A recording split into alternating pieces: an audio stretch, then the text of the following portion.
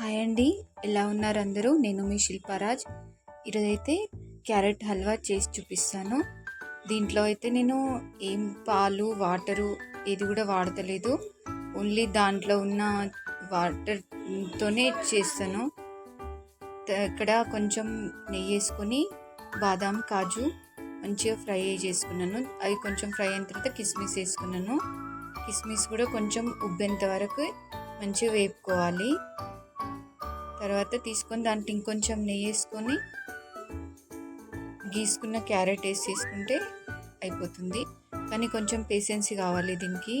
మంచి కలుపుతూనే ఉండాలి, లేదంటే మాడుతుంది. దాంట్లో ఉన్న నీటి చెమ్మతోనే అది స్టీమ్ కావాలి.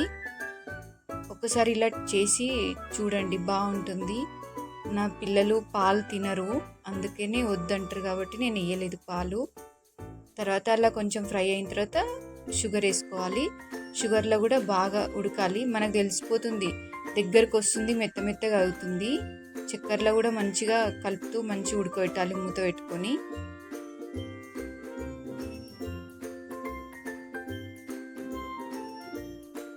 ఇట్లా మూత పెట్టుకొని ఉడకబెట్టుకోవాలి. ఇలా దగ్గరకు అవుతుంది అంటే కొంచెం పాకం మనకు కనిపిస్తుంది. మళ్ళీ మొత్తం ఉడికిన తర్వాత దాంట్లో కలిసిపోయి ముద్దలాగా అవుతుంది. అప్పటి వరకు కలుపుతూనే ఉండాలి, ఉడకబెట్టుకోవాలి. కొంచెం ఇలాచి పౌడర్ వేసుకుంటున్నాను నేను.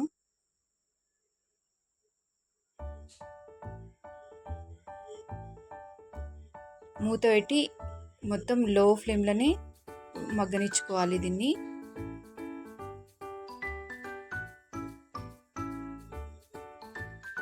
ఒకసారి ట్రై చేసి చూడండి, బాగుంటుంది.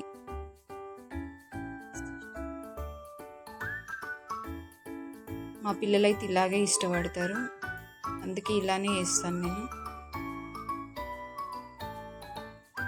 తర్వాత డ్రై ఫ్రూట్స్ వేయించుకున్నాను కదా నెయ్యిలో, అవి వేసేసుకొని కలుపుకుంటే అయిపోయింది, రెడీ అయిపోతుంది. నా వీడియో కనుక నచ్చితే లైక్ చేసి సబ్స్క్రైబ్ చేసుకోండి. బాయ్ అండి.